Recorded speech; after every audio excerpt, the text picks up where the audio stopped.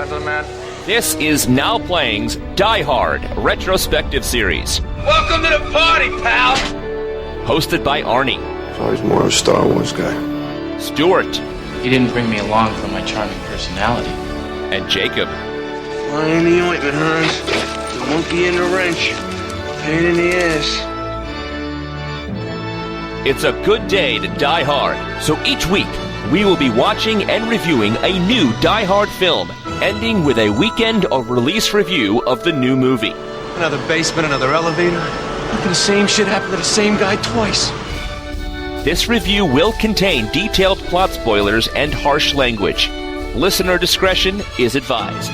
Yippee-ki-yay, motherfucker.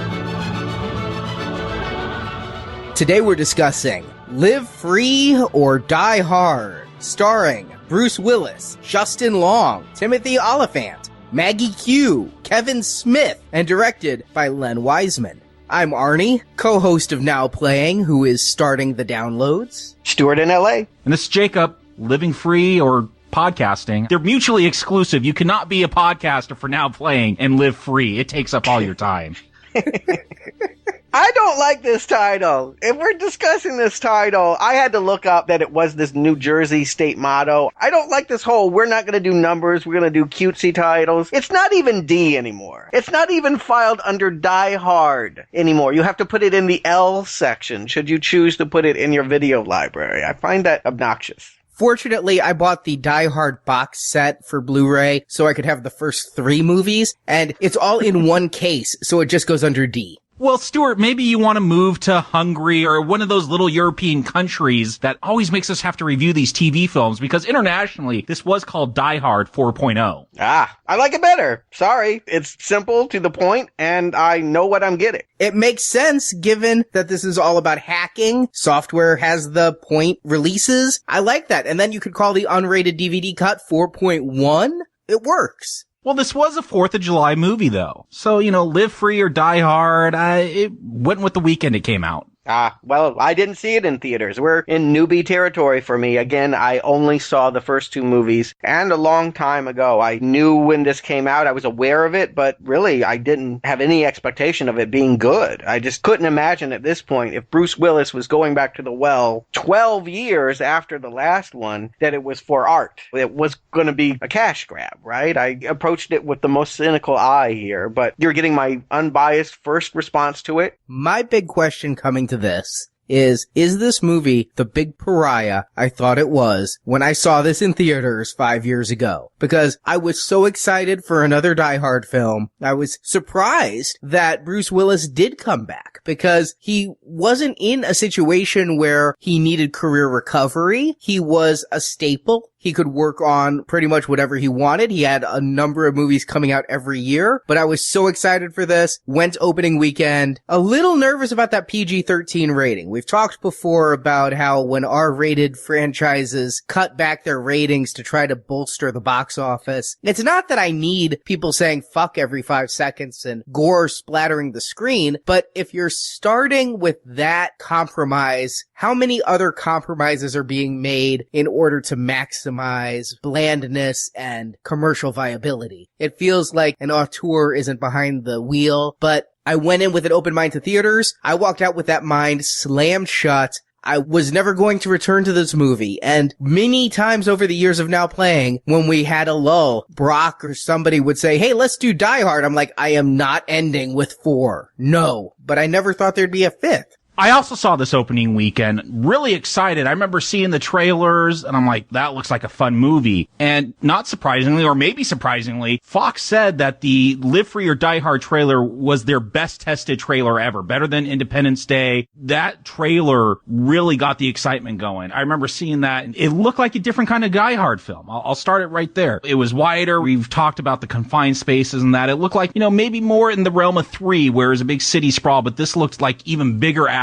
I was excited. I went into that theater 4th of July weekend, and for a summer blockbuster film, I enjoyed myself. I was smiling when I came out, and I know the rap that this film gets. I think I know what Arnie's going to say as we go through this, unless he's had a change of heart. It was a different experience watching it this time, though, as I think you've called it, Arnie, where we really sit down and pay attention to what's going on. So, Jacob, have you seen it since theaters? Is this your first time going back? I've seen it once or twice since theaters. Again, though, with a different mindset than sitting down to critically analyze it. Right. But when this came out on video, I will say my curiosity was piqued about going back because they came out with the unrated, or really what would have probably been an R-rated cut on DVD. I always hold out hope that if the theatrical PG-13 one really sucks, maybe the unrated version is better. I actually watched both for this review to relive my theatrical experience and then to watch the unrated one to see if it is better. I was wondering which one you guys watched. I had the unrated DVD version, so if there was any decisions about neutering the action or the violence of the film, I'm unaware of it. Seeing this movie, I definitely didn't feel like it needed more blood or action or that it was compromised in any way. It felt like an R-rated movie. In that sense, it felt just like the other three. And I watched both cuts. This is my first time seeing the uncut version, though. When I've watched in the past, it's when it's played on TV, so even more edited than the PG-13 version. So this is the first time I've sat down and watched each cut side by side. Yeah, it was hard to get the uncut version. I had to actually pick up a DVD since in the Blu-ray set they decided to just give me the PG-13 version. Thanks, Fox. Well, that way you could rebuy the box set with 5 in there and they'll put both versions.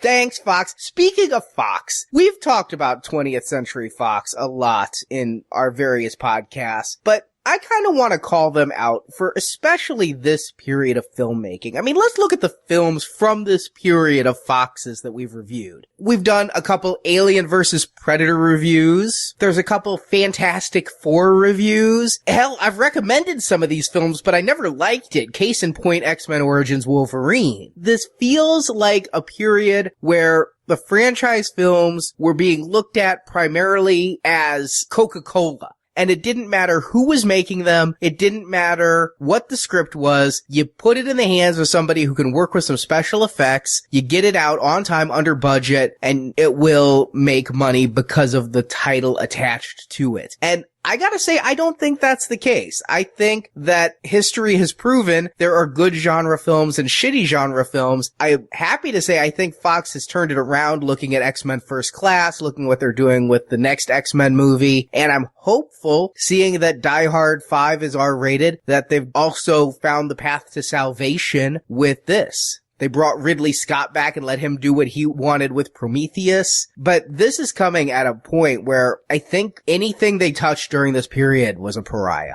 Well, it's not like they could get John McTiernan back. I think he was in jail, wasn't he? Did he do tax evasion? There was that whole scandal that was in Hollywood about the wiretap. But if he wasn't actually physically incarcerated, he was busy with other matters. And I also think there was a move to get something young and fresh here. Even though McTiernan has delivered what I would argue is the 2 best Die Hard movies, they probably didn't necessarily want to go after that same vibe. 12 years have passed. They want somebody new to step in the chair and bring their take on the material. And so we wind up with Lynn Wiseman.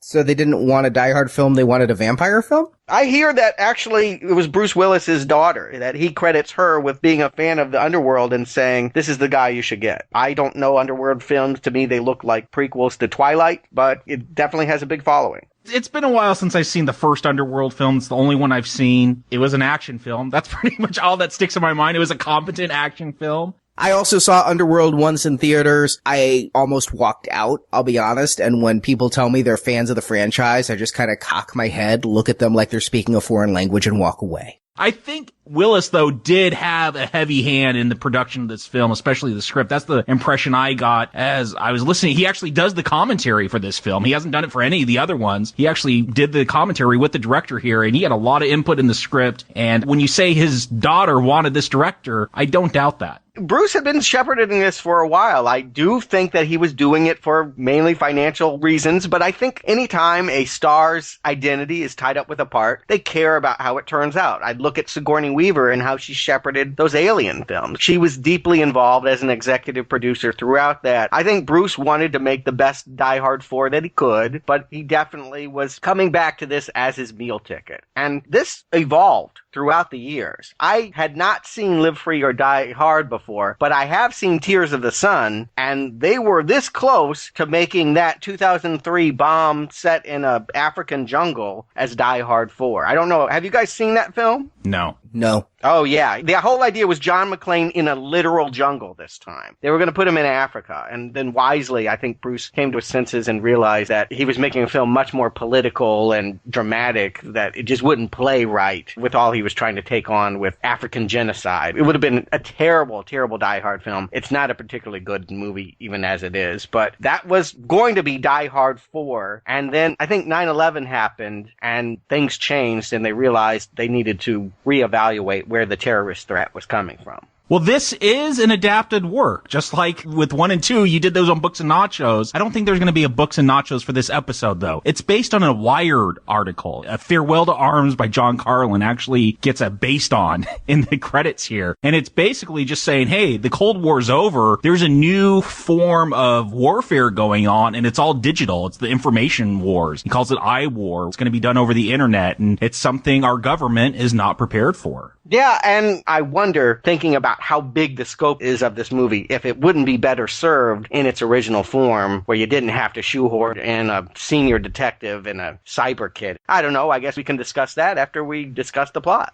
It's been many years since the last Die Hard, both in our world and in John McClane's. He's now working as a detective on the NYPD, unhappily divorced, estranged from his children. McClane is depressed, morose, and stalking his daughter, trying to get her attention, but she's using her mother's maiden name, Gennaro. But when the NSA finds itself under a cyber attack, they use local police to round up all hackers who could have been involved, and McClane is called to pick up hacker Matt Farrell and drive him from New York City to Washington, D.C. But a group of cyber terrorists, led by former Department of Defense hacker Thomas Gabriel, have laced Matt's apartment with explosives. Under the guise of a job application, Matt and several other hackers in the U.S. were hired to write pieces of code Gabriel needed to launch a massive attack. With the code delivered, Gabriel's men have been eliminating the hackers. And when Gabriel's gunmen move in for the kill, they meet more resistance than expected from John McClane, and the fight is on. Gabriel's plan is to hold the country hostage through a cyber attack, quote, fire sale, unquote, taking control of the traffic grid and the power plants, all as a diversion while Gabriel hacks the backup facility used by all the banks in case of cyber attack. McClane and Matt are attacked several times by Gabriel's men, so they go on the offensive, investigating Gabriel and tracking him to his plan.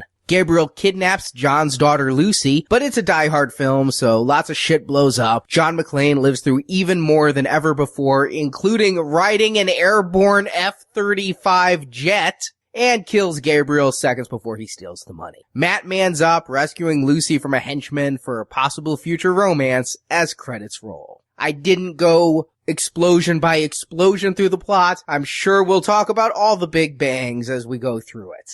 Starting right here with the 20th Century Fox logo. Sometimes they like to tie the plot in with their little insignia, and the power goes out. I didn't know what this plot was about, but instantly I could tell from the credits in this opening, it was all going to be on laptops. And can I just say already, if my defenses weren't already up, I was thinking about Firewall. I don't know if you guys have ever seen that movie. Oh, yes. Harrison Ford, cyber curmudgeon, has to fight a bunch of hackers. I just hate seeing old 80s action stars trying to pretend like they know anything about computers and trying to be hipped up for this generation. I think this is a terrible idea of trying to make John McClane in a cyber world. I don't want to see this. I'd rather stick him in that jungle than have him putting on virtual reality or whatever they're going to do with him. I'm terrified in this opening scroll when I see all these computer screens and this nefarious agency targeting all these kid hackers. I understand where your fear comes. Are you saying, having seen the movie, that you still feel that way, or are you just saying you're afraid that you're going to be watching John McClane strap on some VR gear? That's exactly it. All my fears don't come to light. So I am not saying that they have made the worst possible adaptation of this, only that I do not like this direction at all. I wish they were heading 180 degrees to somewhere else. It's embarrassing to watch old guys try and be hip. You know, that's just really what it comes down to. It's painful for me to think that Bruce Willis is going to have to make old jokes about himself while he proves that analog action heroes are better for a digital age. One of the things that I dislike, probably for me the biggest fault for this film, is the whole hacker thing. Because how is hacking done on computer screens? Here's 2 hours of people typing up on screens. And like, I had this debate with this guy at work the other day. He's like, oh, there's no more great science fiction movies. And I'm like, well, the problem is all the great science fiction now is about the digital age. That just makes for really boring cinema. You know, I go back, what was that Sandra Bullock movie where she was a hacker and The Net. The Net. I think of all the cheesy icons, like all those screens, all those. I'm not even a computer person, and Arnie, you as a computer person, perhaps you're pulling your hair out. I'm just watching this, and yes, they're trying to glam it up and make it cinematic, but I always know when I'm going into a film like this, they're just going to cheese up the hacking and the computers to try to make it more watchable. The worst offender of that has to be Hugh Jackman's Swordfish, period. But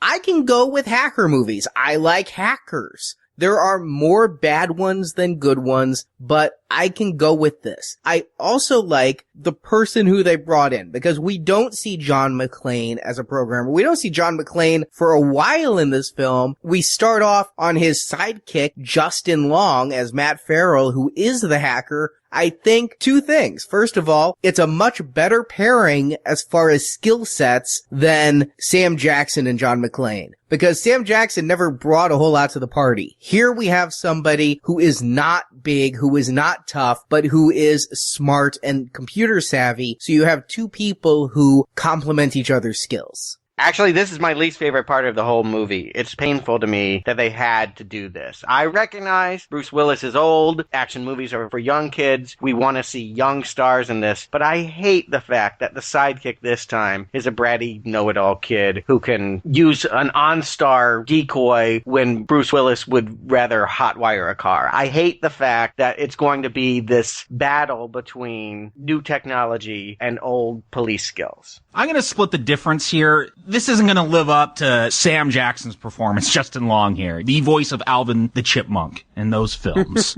He's not going to live up. But for this story, I'm glad we're not watching Bruce Willis figuring out how to hack when he had so many problems with the fax machine in Die Hard 2. At least they're keeping that kind of contentious relationship, whether it was with his wife in the first one or, you know, the white-black thing in part 3. They're keeping with that theme. Here it's going to be old and young, and I can appreciate that. Yeah, and I'm not knocking Justin Long for this. I really don't even know who this actor is. I think he was hired, because he was a computer salesman, right? Well, he did do some Apple ads, but this, I think, is the pinnacle of his movie career. He was an up-and-comer. He was dating Drew Barrymore. He'd had a number of movies where he was both supporting and starring, do pretty well. I'd seen him in Idiocracy. There was Drag Me to Hell. There was Waiting, Dodgeball. He'd been in a large number of films. He started off on a TV show I really liked, Ed, and it felt like he was poised to break out as the next big comedy star, perhaps the next Ryan Reynolds. He's an affable guy who I like watching in films. After this, though, he kind of seemed to go on the decline. He broke up with Drew Barrymore, and his movie career just never really, well, he did Chipwrecked.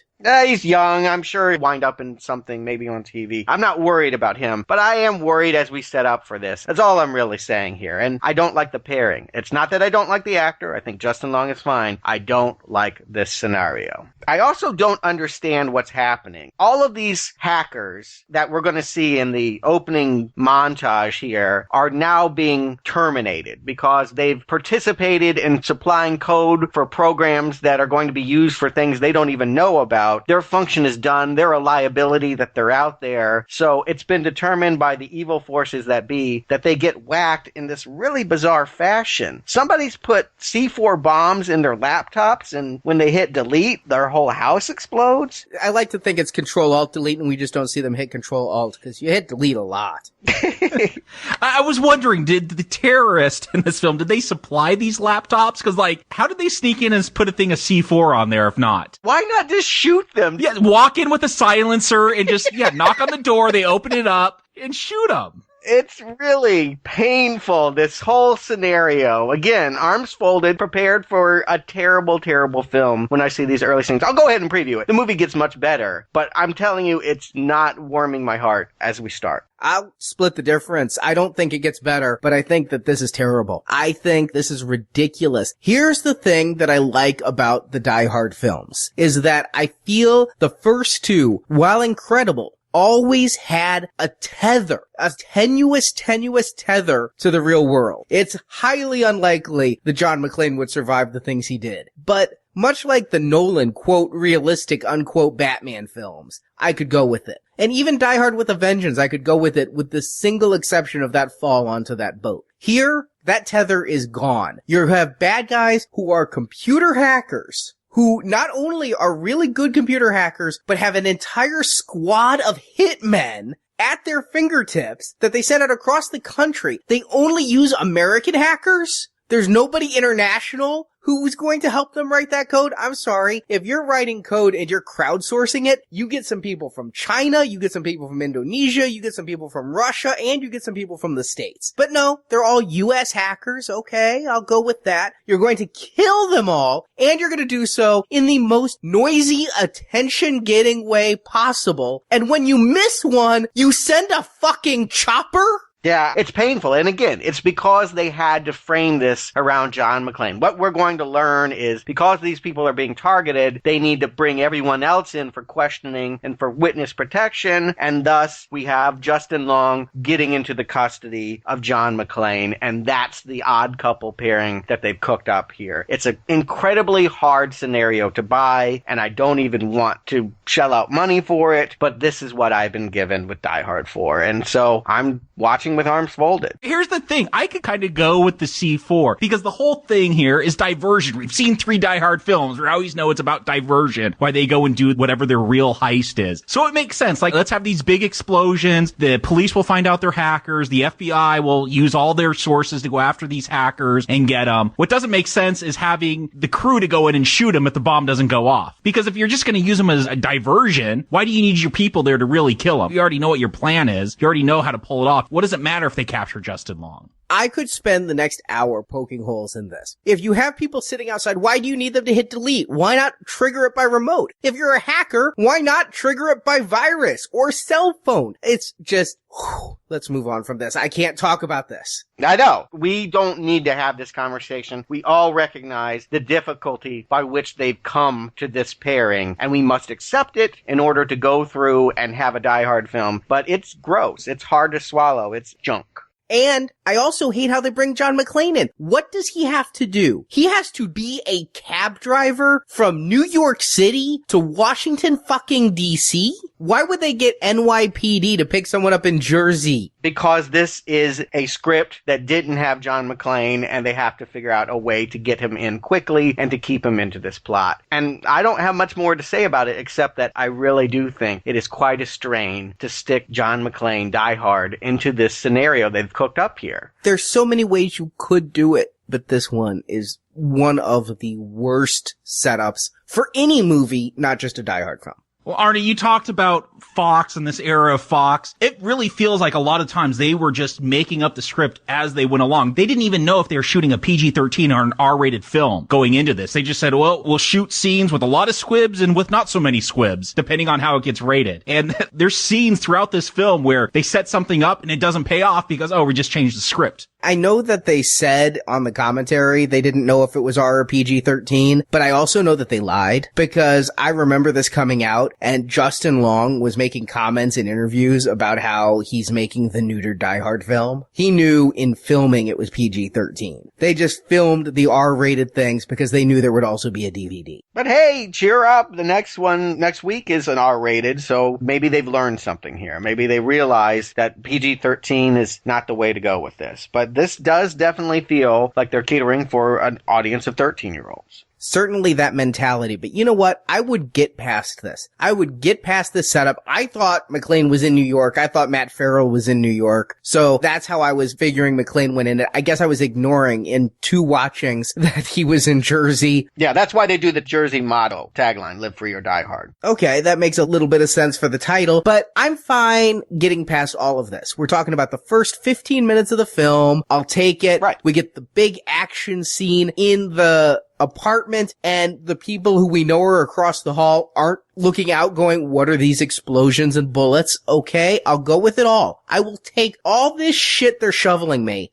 until the ninja werewolf shows up and starts scaling the walls. Come on, didn't this come out around the same time as Punisher War Journal and Daniel Craig James Bond when free running and all that was in vogue in films all of a sudden? Yeah, parkour. I love it. I always enjoy seeing it. But this is the Die Hard, even more than the last one, that feels most untethered with physics and gravity and, yeah, that reality-based action that they had been going for. Up to this point, that's been thrown away, wadded up, put it in the trash, and shot with a rocket launcher. They're done with that. We are now in the Matrix, and everyone can fly and be on wires and go all over the place. We are not in the Matrix. We're in the underworld. They have hired a director who can make one movie. And you know what? Here's the absolute proof of this. The other day, I was watching for the first time the remake of Total Recall. And I'm watching this. I didn't know who directed it. And I'm like, this feels like a Resident Evil underworld type action thing going on. It was the same fucking guy. He can make one kind of action. And that's why this parkour guy and this Maggie Q, they are as resilient and as agile as the vampires and the Lycans from Underworld. That is the one style of action this man can do. And I imagine that I would go with all of this fakey CGI ugly shit if it was starring Mr. Fantastic or Wolverine. But this is John McClane, and this is not a Die Hard film. We have asked in Die Hards 2 and 3, what makes a Die Hard film? I don't know, but it isn't here. You know what, Artie? It's weird. I feel like I'm listening to myself during some of those Marvel films where I felt like with some of the characters, I was so much into a purist interpretation of them, I couldn't go with certain films and the changes they made. And here, it's weird because I'm the fan. Now maybe this is my Hulk TV show. This is a different film. I could totally admit that. This is a different Die Hard. To me, though, it feels like the 21st century Die Hard. It feels like other action films I would have been watching at the time. And you know what? Now we're putting Bruce Willis in there where you've seen him shoved into other movies where they just changed the name to Die Hard and those worked. Once the action starts here, I'm willing to go with it. I recognize it is very different, but it's a different aesthetic. Yes, it's this 21st century aesthetic where there's a lot more CGI. Everyone's become superheroes. But at this point, this is the film I realize I'm getting, and I'm going to go with it. I'll go one step further. I think the action in this is pretty good. I think that the stunt work is fantastic. I'm so impressed with the way that some of this works. You say that it's all fakey, but some of it's not fake. Some of this is genuine guys on wires stunt work, and you can tell that. It has a tactile feel to this. Yes, some of this is rear projection and driving in the car, and I just don't buy some of it. But I will say that if you like Michael Bay kind of action, this is on par with any of that stuff that I've seen. And I think that the best thing you can say about Live Free or Die Hard is that when the action moments are happening, they're pretty good. I like Michael Bay stuff, but I guess I needed to know when this movie started projecting that I was watching a Transformers movie. But the opening credits said Die Hard, and that is where I have this big problem. And I tried on my second watching of this film for this review to see if I could just pretend this guy's name was John McCain instead of John McClane, and it's not a Die Hard film. That's a very different movie with John McCain in it.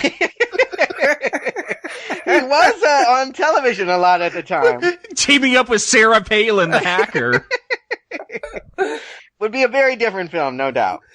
If I tried to pretend if this wasn't a Die Hard film, could I go with it? And I just need a reason to understand why things aren't tethered in reality. I need there to be mutants or vampires or robots from outer space. All of them would fit into this world that Wiseman creates here. But give me this. If you could cut away the plot and the characters and your feelings about the other movies, some of this action is on par with anything Michael Bay has done. I've only seen Michael Bay's work in the Transformers, but there are things in here that are as good or even better that are done in this movie. The action kicks ass. Perhaps it's because in God Help Me, the good Michael Bay films, I have a relationship with the characters and I enjoy their humor and their personalities and I want to see them succeed, including the Bruce Willis Michael Bay film Armageddon. And here, I'm not liking this new John McClane. I'm not liking the world he's inhabiting. And so I'm not able to get into the action. And I'm going to go one step further and say Wiseman doesn't know how to use a camera because several times in the action scenes, I got confused what I was looking at. There are two specifically. There's one where they go into a tunnel tunnel and cars are coming at them head on. Ugh. And we are seeing things. We're in the car with John McClane and we're looking out the windshield. And the next thing you see is a car coming at me. And I'm like, is there another car coming down the other way? No, they just move the camera around. And when they're in the elevator shaft and the Terminatrix there is climbing up with her gun, she was hit by a SUV going 50 miles an hour, rammed through a cement wall into an elevator shaft. She's not groggy. She's still ready to ninja kick. And this guy falls down the elevator shaft. The way it's shot, I thought he was floating away. I thought he was going up. I was really confused by the angles. Some of them are kinetic. Some of them are exciting, but some of them are downright confusing and make me wonder what the fuck I'm seeing. I'll give you this, Arnie. For example, in the opening shootout, which it's an exciting shootout in Justin Long's apartment, except here's my problem. First Die Hard film, 50-story building, whatever that was, I felt like each floor had a personality. I understood the geography of that building. Here we are in like this one-bedroom apartment, and I feel lost. They go out into the hall, they go back into the apartment. I don't know if that's the same apartment they just came out of or they ran into someone else's. It's not until I see some superhero toys on the wall, because that was one of Justin Long's thing. He collected superheroes. I'm like, okay, the action I'm excited by. But yes, there's not that sense of geography. There's not that sense of let's really think out how this is going to work in some of these scenes. Well, I'm not the action movie guy. It's not my forte. And Arnie, some of the things you cited actually made me cringe and made me want to retract some of my compliments because, yeah, there are some terrible fake-o moments. That scene where they're in the underpass and the cars are flipping over and they duck down and it crashes atop of them, but two other cars just drove up in time. Oy. Some of that is bad. I love that scene. Oh, God. No, they've had it in the trailer. That's the only thing I remember from the trailer. That one's bad. I'm talking about the real good stunt stuff. Guys falling out of helicopters and stuff. And I actually liked all the work in the elevator shaft. You have to do an elevator shaft. What they'd said was, all right, we're no longer confined by a space at all. The location is the entire East Coast, mostly set around D.C. and Maryland, but it's not about confinement and containment at all. What we're going to do is recreate famous moments from the other ones and sprinkle them around here. You have to do an elevator shaft scene, and I would say this was a good progression of the original explosion in an elevator shaft from Die Hard 1 when we have that chick fight in the elevator shaft. See, I'm so torn with this film. On one hand, I agree with you, Stuart. I liked this elevator action. But like Arnie, I hate how we get there. This is that one moment, Arnie, where I pull my hair out. When he rams into the Terminatrix, as you called her, pins her up against a wall, and she's still alive. Like, I remember my reaction in the theater. I'm like, huh? That's not possible. In the theater, the way the car hits her and she goes through the wall, and you see her torso laying on the hood, and I'm like, yeah! He cut her legs off! Exactly. And then I'm like, wait. She's still alive. Wait, she's still fighting. Wait, I want my money back. And that's the thing. I'm like earlier on in that tunnel scene. I love that when the two cars block the one from hitting him. When John McClane, when he launches the car off the toll booth or whatever and it hits the helicopter and Justin Long's like, oh, you just shot a helicopter with a car. Like, I love that. Like, it's way over the top, but these are mechanical objects. So I guess I'm more willing to go with it. But yes, when you have a woman that is crushed with a car and she is still able to take on Jackie Chan with her style of martial arts, oh, that was going a bit far. And I don't know how I feel about Bruce Willis beating the living shit out of a girl and ripping her hair out. I'm not sure how cool I am with that. I understand she can hold her own, and perhaps we should be in such a post-gender equality world that I should just care that he's fighting against a good ninja and he needs to fight his hardest. But when he leaves her there lying bloody on the floor, part of me is like, eesh. What really turned me off, it wasn't the fight, is actually in the unrated cut, where after he kills her, he's like, fuck you, bitch. I'm like, well, okay, you could punch her, she's trying to destroy America, but calling her a bitch, that's just like, I don't know, for whatever reason, I had that reaction where I'm like, that's just going a little too far to push boundaries. I was wondering how I was going to feel about it. I knew that they were setting this up, that she's clearly the toughest one of the whole underlings. We haven't really talked about the main bad yet, but she's the second in command, if you were. She's the lover of the main villain, and she's the one with all the skills, the ones that you really wouldn't want to face. And I think that they do a credible job of making it seem like a fair fight. Bruce is a little old, and he's never been a ninja. I also think that they just use the ethnicity thing to kind of give that a pass, and well, if she's vaguely fully Asian, then, she probably can do all of these super cool kung fu moves. If it had been the director's wife, Kate Beckinsale, we might have had more of a problem with her getting punched. But I think there's just something we've come to accept in these kind of movies, that Asians have more magical dexterity in kung fu and can take this kind of thing. I mean, I think that it's just sort of in the framework of it. And as a fight, I appreciated it. My problems are not ever really with the fights or the action. My problems are how they get from fight A to fight B to fight C. It's this script that is really, I'm turning my nose up. I can't disagree. Like I said, if John McClane could pop adamantium claws out of his hand and we understood we were in that world, I'd probably go with all of this a lot more. But the framework that is being set up, that we are in the real world, a post 9/11 world, you're going to try to introduce certain fears like anthrax being released in the Capitol building. I love that they have a very specific anthrax alarm, which sounds totally different than, say, the fire alarm or the chlorine spill alarm. But we're supposed to be in this real world. We're supposed to have real fears of our systems being hacked, and yet we've got this. It just took me out. I can see what you're saying. There are things here I like. There is some camera work I like. In that same tunnel sequence, when McClane does the 180 in the car and the camera keeps going, it's like it's in another car and it's just kind of panning to follow. I like some of that stuff. And yeah, the ninja kicks are exciting. I am a little bit disheartened when she's on the ground bloody and he's still holding her hair in his hand. That's what drove it home to me, that he was beating up a woman. But it is an exciting fight when there's not the CGI blue screen fakery, which is just very evident because Fox was very cheap. This was around the same time as Wolverine's Who Framed Roger Rabbit claws. So it's just that even the best effects, when they're CGI'd, look it. And when they're real, yeah, there's some good fight choreography going on here. But I've never been a WWE kind of guy. I've always needed to relate to characters and story, and this movie isn't letting me do it.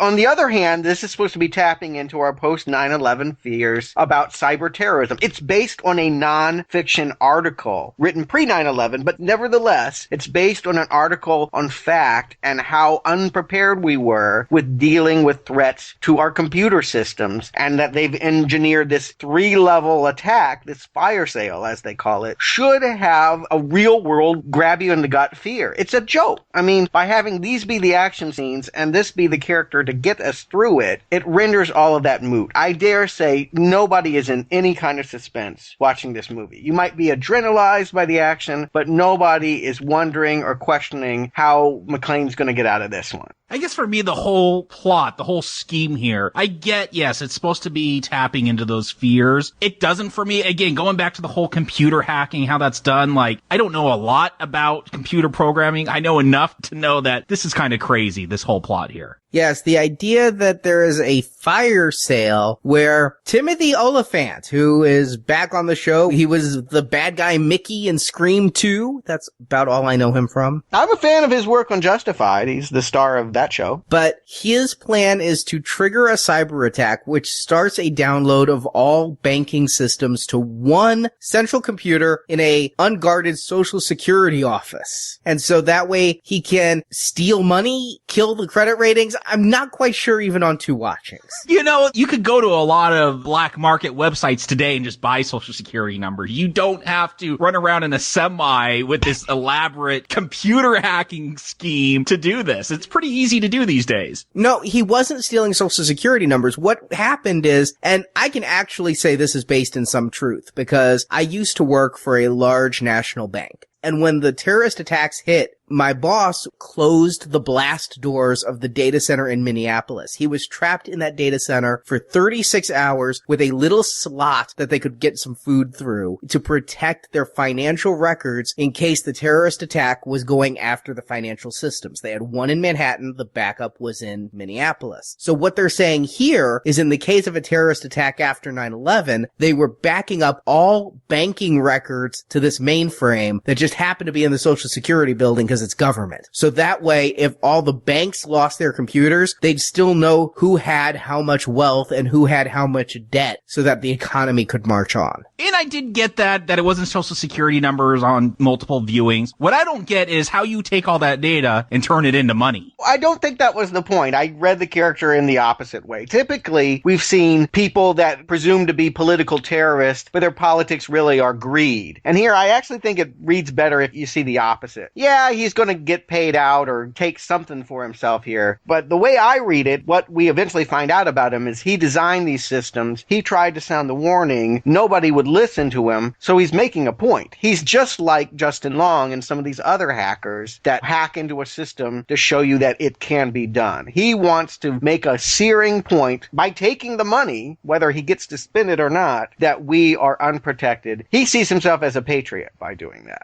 See, I took that all as cover because, well, that's what happens in Die Hard films. They're always there for the money. I get that his whole speech, his whole thing is, I try to warn him and I'm doing this to teach him a lesson. I'm the real patriot. Like, that does kind of speak to a lot of the conspiracy theories that really abound after 9/11. So I could see that reading, but I think at the end of the day, this is all about money. He kind of says that at the end, but I'm still not sure where he's getting the money. Is he just going to be the only person left in the country with money? That's why, to me, this is not a particularly good heist and why I didn't believe it. But it's hard to get a read on this villain. As much as I like Oliphant and enjoyed him on TV, and I also enjoyed him in that Crazies remake, I think he can be a likable presence. He just doesn't have an opportunity to be malevolent. And once they knock his girlfriend off, I don't feel like any of his other heavies are that intimidating. She was the only one that put up a good fight here. In the second half of the movie, he looks kind of impotent sitting there surrounded by a bunch of laptops. It's just what I always have a problem with these cyber thrillers. It's just not kinetic to watch people clicking on keyboards. This makes for an unscary villain. Hans Gruber wasn't that tough. Hans Gruber was surrounded by tough guys. So I would go with that. The fact that he's sequestered away from John McClane, the fact that this isn't a claustrophobic movie hurts it a little bit, but I'm fine with him as the mastermind in charge of these heavies. I will admit the heavies, they come, they go. When the werewolf ninja shows up again at the end, I'm like, oh, he's still alive. I have a hard time keeping track of who dies in what chopper at what explosion. But I like him as a villain. I think he's a terrible villain, though, because he orchestrates his own downfall. Unlike every other movie where they have a master plan, and they would have gotten away with it if it wasn't for that damn cop. Here, Timothy Olyphant would have gotten away with it absolutely perfectly if he'd gone, well shit, Matt got away, let's focus on the main plan instead. Because what happens when Matt shows up at the NSA? They ignore him, and then they say, McClane, we don't like you, we don't know who you are, so why don't you just take him down to the FBI and they'll deal with him. And if Oliphant hadn't done shit, if he hadn't sent that fucking chopper time and again, if he hadn't been obsessed with squashing this one cockroach, McClane would have escorted him to the FBI, they would have sat there in procedure, interviewing him for days, and Gabriel would have gotten away with it. Yeah, it's, again, the fact that they have to shoehorn in this young kid and Bruce Willis doesn't make any sense in this plot. They should not be focused on this. They have a 3-level attack in which they're worried about, transportation, finances, and power. To me, what this one kid says out of all the other ones they've executed doesn't matter squat. It has no threat to what they're trying to accomplish at this stage in their game. It's a contrivance, and one that I am not willing to give it very readily. I would have even gone with it if his code was being used as the key code, and he was the one who would have the power to stop them from any computer terminal in the world if he were to get to one, because he knows the code. But they show up at Kevin Smith's basement, and Kevin Smith goes, yeah, that code you wrote's pretty useless. It's only being used to lock one door in one building in the entire country. The fact that his algorithm only unlocks a door really is ridiculous. Yeah, he is pointless. They needed to just let him go and focus on their plan, and they would have gotten away with it. It's only because they keep going after him that they lose. I have to feel that there was real push and pull in the rewriting of how central to make Justin Long's character. Because here's the flip side of that. If you make it that he wrote an algorithm that is key to all of their plans, and thus he can undo all of their plans, you've essentially said that one of your good guys is a terrorist. And that makes him hard to like. That definitely makes him hard for you to want to root to get with John McClane's daughter later in the film. They have to make him still a sweet innocent. And so they play this game of like, he wrote a code, but he didn't know what it was for, and he was just kind of charmed by this hot woman's voice, and it didn't really do anything bad anyway. It wouldn't been like they needed his code, but he has all the solutions to save the whole day. It really was a lot of waffling because they did not want this sidekick to ever be perceived as a terrorist. While we're on the Kevin Smith scene, can I just say I also blame this movie for giving us Cop Out? Oh, that's right. Willis was in that, wasn't he? Yep, and it was a result of him meeting Smith here. And I have to say, I was curious because, Kevin Smith talks about every Hollywood celebrity he meets. I went down a very interesting rabbit hole Googling Kevin Smith and Bruce Willis relations. Way too much to go into on this podcast, but Google it. There's some interesting tales that Kevin Smith is spinning one way and Bruce Willis is like, I'm not even going to comment on it. He's beneath me. Well, I did wonder why they had to use him for this scene. It's not like he's noted as a great actor, and usually Smith is known for his mouth. They kind of neuter him here. I mean, I guess it's kind of a joke that he is a hacker that lives in his mom's basement and collects Star Wars toys. That's a cliche, but that's a joke that they can have on the young kids here. I didn't understand how this was a Kevin Smith part. I didn't mind Kevin Smith here. I'm not a huge fan of his body of work, especially as I get older. I thought he was amazing when I was like 19, and as I move away from that age, it doesn't quite hold up, but I go with him in this scene. I recognize things here. This is a PG-13 film. A lot of kids like Kevin Smith. Let's throw him in here. I don't think he's a detriment to the film. He's got a couple of good lines. You a big fan of the Fett? I like that line. That was one I kept quoting afterward. I feel he does an adequate job. I don't think he takes away. I don't think he adds anything here. I agree completely. I think he's absolutely fine in this thankless role of mouthpiece that has to explain an incomprehensible plot. It's a thankless role. If I was him, I wouldn't have taken it, other than I get to be in a Die Hard film. But it's the shittiest role of the movie. Yeah, that's exactly it. It's an information dump. We need to know more about Thomas Gabriel, so let's go to this Warlock character, and he knows everything. We need a character that knows everything, and so he's going to sit here and spout off all about his history. And this is another part where I'm just going to call bullshit on this. That article that this movie was based on was pre-9/11. There was no money for these security systems, and a lot of our computer services are in jeopardy because of it. Post 9/11, that industry is booming. They're flush with cash. There is no concern at all about having money and security for this building that is unguarded, for all of these systems. It's ridiculous. If this was an outdated article, this was an outdated concept in a post 9/11 world. And I just don't buy this premise that only this guy was screaming after 9/11 about cybersecurity. I just don't buy that.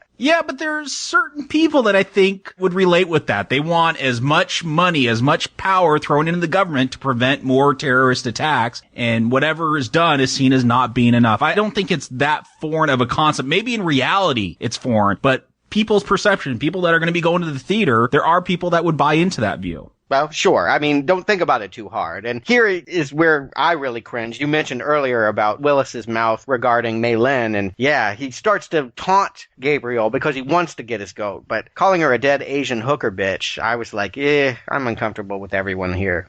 Well, it is worse in the unrated cut. Having watched both, I have to say the biggest difference is apparently they ADR'd a lot of curse words in Put It Over Not Matching Lips. Yes, you hear the word fuck a lot when there's no lips being shown on the screen. Meanwhile, they're still trying to work in elements of Die Hard here. It's always been a facet that someone Bruce Willis knows is in jeopardy, and so they don't want to bring Bonnie Bedelia back. This is for the kids. Let's get his hot daughter, Mary Elizabeth Winstead. We've seen her before. Several times. Sometimes we didn't even know we were seeing her. Looking at you, Black Christmas.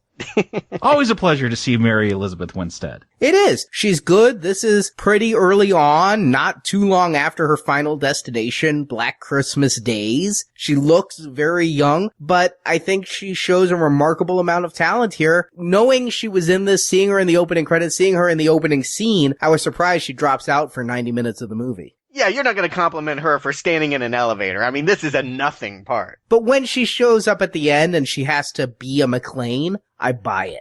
Originally, this was written to be his son, which I think is the film we're going to see next week, is where he reunites with his estranged son. But they changed it into Lucy Gennaro here, or McClane, depending what name she wants to pick at what time in the film. But you know what? Again, I've seen this before. I enjoyed Holly in that first Die Hard film. I enjoy watching Winstead do that Holly Gennaro thing. It's nothing new. I've seen it, but it's enjoyable to retread that. As you said, Stuart, you feel like they're hitting a lot of the key points in Die Hard films. I like to see that spunky Holly Gennaro character back in this film. Yeah, I would like to see Holly Gennaro back in this film. I feel it's kind of a kick in the nuts for older Die Hard fans that we watched 2 films where he was fighting for her, and now they can't even get Bonnie Bedelia back. I did see her like a year after this. She had a spot on the TV show Big Love. I think I see why they didn't bring her back. She's not looking her best. But it's just a matter of now they're replacing it with the daughter. I feel like it's a little arbitrary, but it works for me well enough that they put someone in danger. And aren't you a little disappointed that after making that phone call after part 3, they didn't patch it up? They stayed divorced? It feels weird that they've written Holly off so clearly. And I know that the only reason why they've done it is because, yes, we care about the kids now. This movie is for the 13-year-olds. Mary Elizabeth, yes. Bonnie Bedelia, no. Don't care about her character arc at all. And I don't care about Winstead. I mean, I think she's fine, I guess, but this is another contrivance. In the middle of a 3-tier attack, they're going to take the time to go find her in an elevator, and I just, oof. Again, they would have won if they let it go. Well, that's Gabriel's problem. I mean, I guess it kind of does fit his character. He says the whole reason he's attacking the world, whether he's telling the truth or not, maybe he just wants a cash grab, but it's because they laughed at him at one point. And now here, his girlfriend's just been killed by McClane, so it's become personal now, and so he's going after the daughter. Like, I get that it kind of fits it. If this was a better written film, it would make more sense, but I see the seeds there, at least. Don't you like it better when John McClane's fighting a competent villain, though? Yes. Like I said, Artie, if this was a better written film. This is the worst villain that he's fought. I will say that. And to no knock on Timothy Olyphant, it's just not an interesting character. I'll even take the naked jujitsu dude. I think all the other villains were better, had more panache than this guy. I'm bored with these terrorists.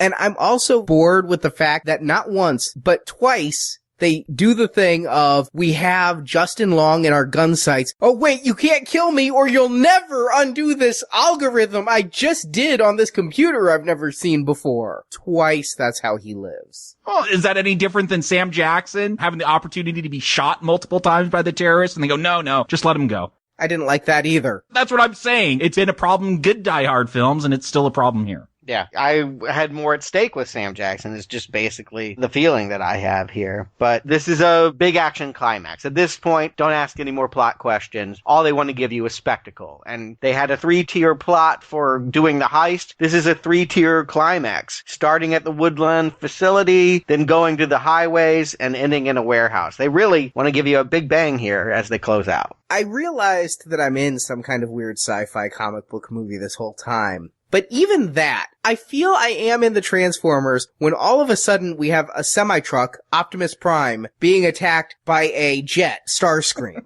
This is the same summer as Transformers. I had to look it up because I had exactly the same reaction on it. I was like, I have seen this scene before. And it wasn't that one copied the other. I do think that Wiseman is indebted to Bay. I think that he is a fan of his work and emulates the very style that Bay has pioneered here. But this is exactly what the Transformers did, running around the LA freeways here with Bruce Willis riding on a jet. I mean, it is just way over the top Transformers at this point. I didn't see Transformers that summer. They're not films I go to often for references. I love this ending scene, this whole freeway. Yes, it's over the top. It's insane. Is it the more grounded Bruce Willis that we have in the first Die Hard film where he's jumping around in elevator shafts? No, but it's so bombastic. If you're gonna go big, go big. If you're gonna go crazy, this is the way to do it, where he's outrunning missiles in a semi-truck and jumping onto jets that are spinning around, crashing to the ground. The freeways are crashing around him. To me, this is exciting. Seeing this, I get it. This is a very different Die Hard, Arnie. I understand that, but I'm enjoying this climax on the freeway.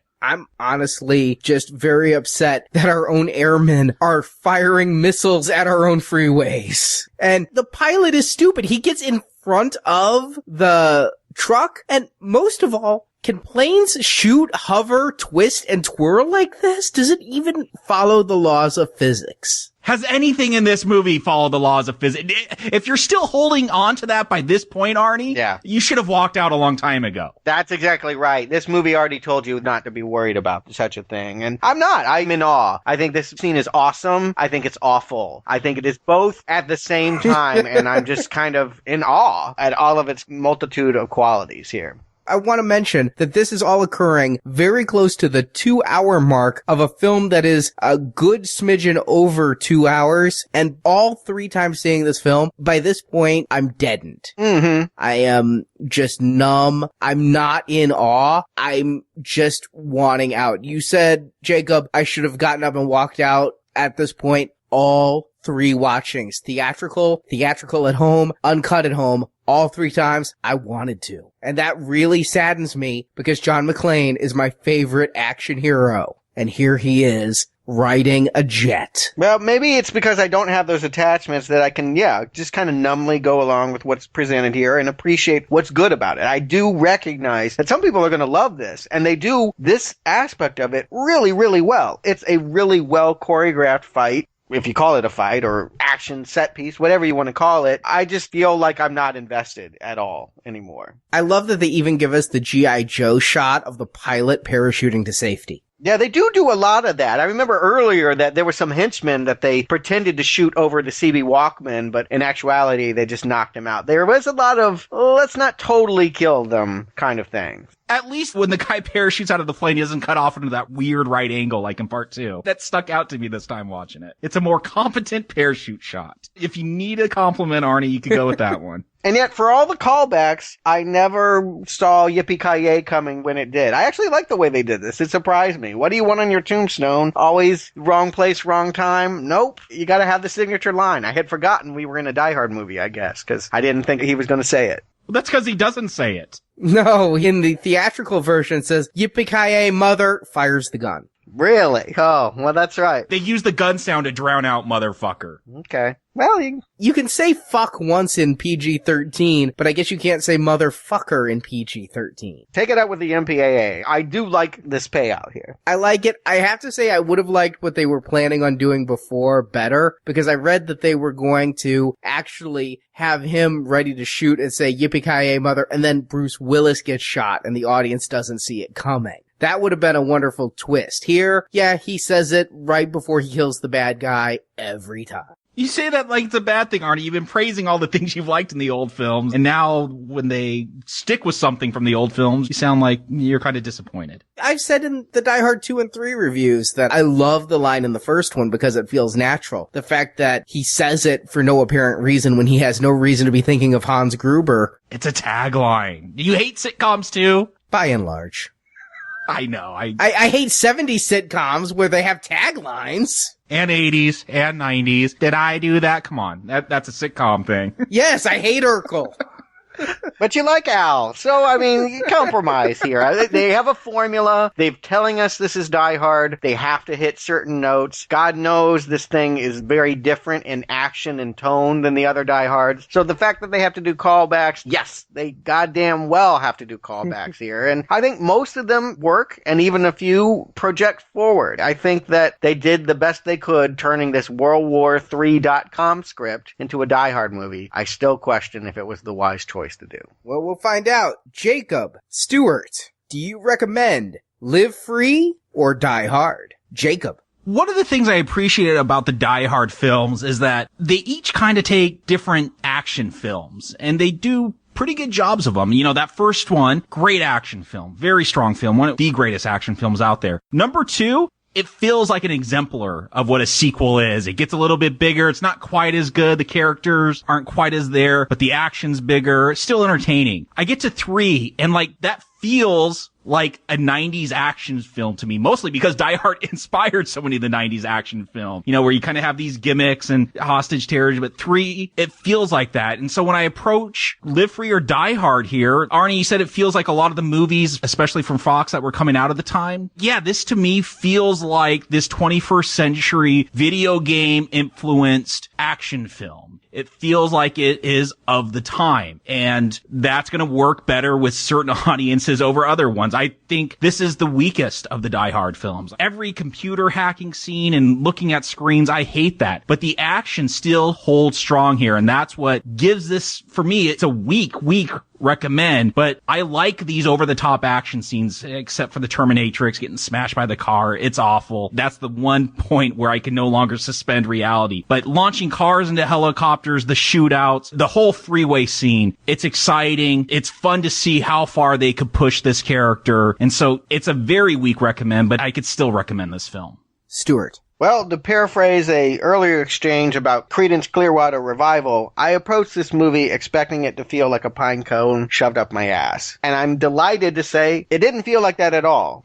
I did not like this movie, but I did not hate it, and I was sure that I was going to hate it. If I were more of an action movie junkie, I'd probably give it a pass. But the script is way stupid. There's no way that I can endorse a movie with this much dumb logic and happenstance. It's just insulting to my intelligence, even though I recognize that it delivers a lot about what an action movie should deliver. I'll say this much. Came out the same summer as Transformers. I think it's a little bit better than Transformers. They're both sort of left me cold. They're both these giant spectacles with some great visual set pieces. If you like Michael Bay, you should see this movie. Justin Long's at least better than Shia LaBeouf. And Willis, you know, we didn't really talk much about him here, but I feel like he's really gotten comfortable in this role. And even though he's not in the same kind of circumstance, I enjoyed seeing him in this one. In a way, I would argue he's better here than he was in the first movie. And so it's on the fence, but I'm going to go mild not recommend with the caveat that some people are going to like it.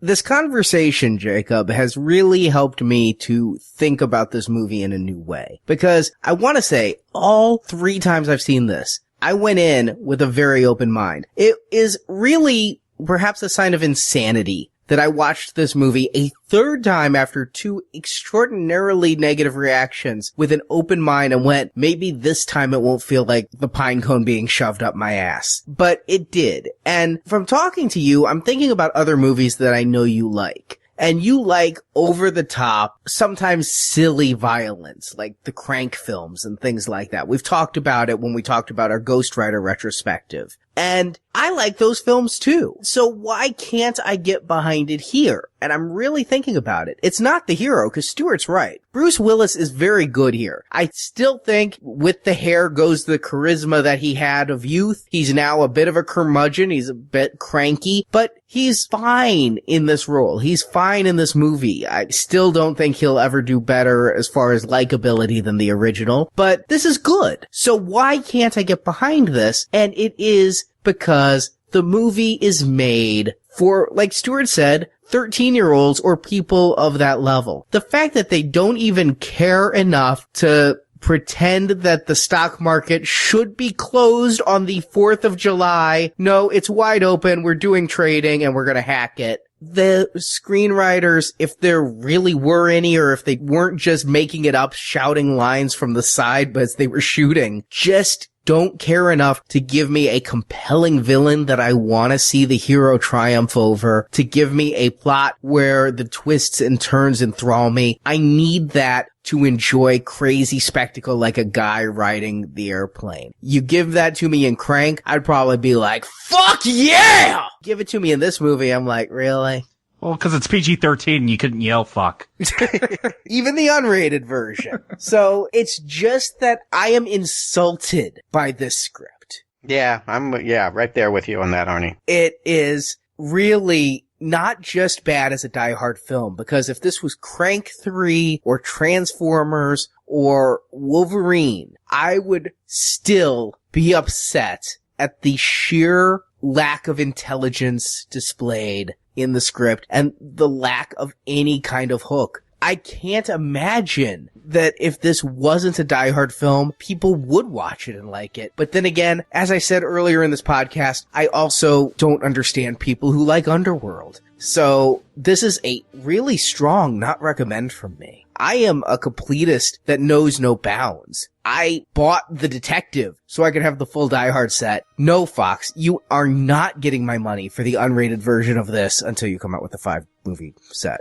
Which they will. And then they'll still get it. Yeah, it's coming. And I wish I could have had fun with this. I wish I liked this movie. I am so glad, though, that they're making a fifth one. Unlike Crystal Skull, where I'm like, Spielberg, Lucas, please, just fucking stop. Here, I don't feel it's unsalvageable because, again, they're taking away the creative team that made this one. Wiseman is nowhere to be found, and we are going to get a chance for redemption for Willis in this franchise. And I honestly don't care that A Good Day to Die Hard is rated R, but it gives me a little hope that the people with the purse strings care more about letting John Moore, the new director, make his vision than trying to keep the ratings low so that 12-year-olds can buy tickets. Yeah, I'll second that. I really was super dreading having to go to the movie theater and see this new movie. I thought, 4 is going to be awful and that's going to be even worse. I don't know. If it even matched the quality of this, I think I'll be okay. Honestly, the one I remember loving the best is the one I like least now. Die Hard 2 for me is the one that's not working. That's all they got to do. They got to do better than Die Hard 2. And so I'm skeptically optimistic, maybe, that I'll get that next week. And I always feel, I guess as a big Die Hard fan, it's just a party for me now. Going back to 4, it felt like just a party, 4th of July weekend barbecue. And I guess this is going to be a Valentine's Day party I'm going to for this next film, but... It's a love story!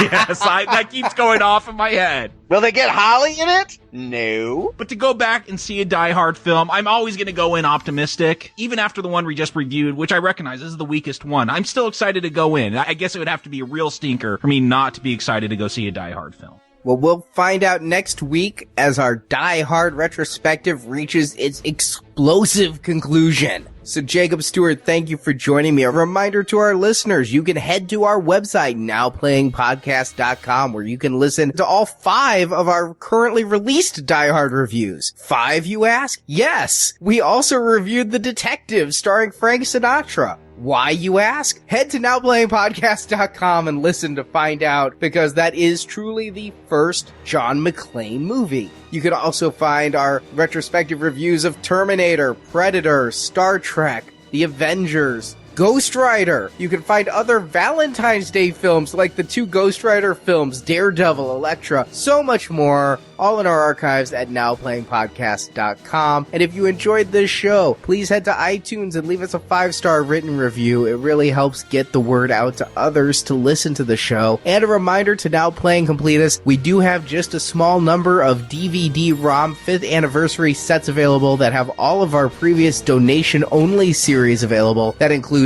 Alien, Poltergeist, Jaws, The Thing from Another World, so much more. Find out all the details by clicking the banner at the top of nowplayingpodcast.com. So we'll be back next week when it's a good day to die hard. So thanks for coming to the party, pal!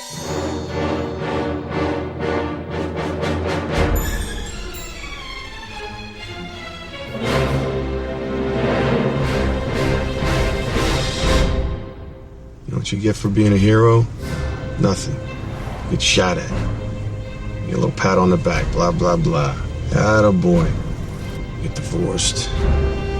Your wife can't remember your last name. Kids don't want to talk to you. You get to eat a lot of meals by yourself.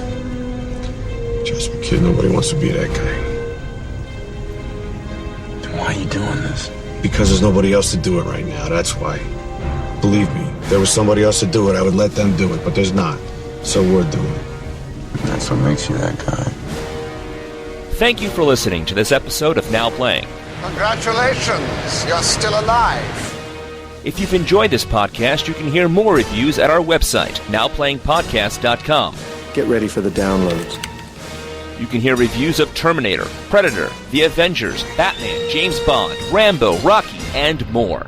Find hundreds of movie review podcasts at nowplayingpodcast.com. Launch the downloads. While at nowplayingpodcast.com, be sure to join our forums where you can discuss this review with other listeners. Baby, come on, baby, come to Papa. I'll kiss your fucking Dalmatian. You can also follow Now Playing on Facebook and Twitter, where the hosts post new episode announcements and written movie reviews. This, gentlemen, as they say, is where the plot thickens. The links to our social media pages can be found at nowplayingpodcast.com. Go to the coast, we get together, have a few laughs. Support from listeners like you help keep Now Playing operating. You like it, huh? How about you give me $20 for it? But I let you live. Man knows how to bargain. You can find a link to donate using PayPal at the bottom of our website, nowplayingpodcast.com. Money? What kind of terrorist are you? Who said we were terrorists? You can also show your love of Now Playing Podcast by shopping in our store, where you can buy panties, coffee mugs, t-shirts, totes, boxers, teddy bears, and much more. They're for my wife. Yeah. Bag it. Big time.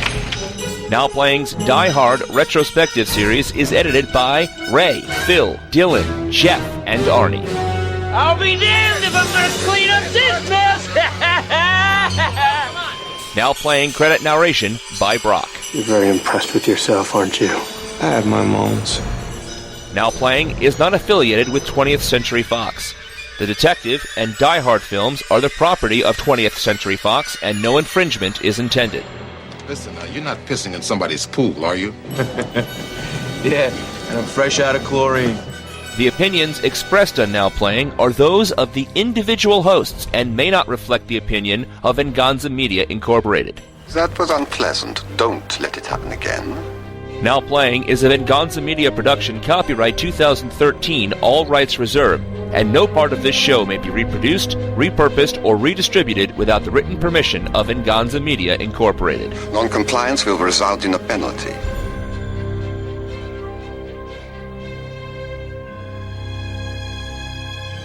Happy trails, Hans.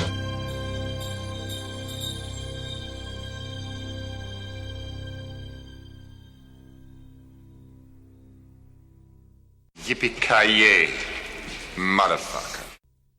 And I think this is, so when you say his daughter wanted this director, I don't doubt that. Well, that's a good rumor to hear. Is that a pun? It is, because Bruce Willis's daughter's name is Rumor. Yeah. Mm-hmm. You should have gone with Rumor Has It. But, Now we're debating the quality of our puns. Yeah, which one's worse? I don't know. Yippee-ki-yay, motherfucker. When John now I'm about to say McCain. Yeah. You betcha. Yippee-ki-yay, motherfucker.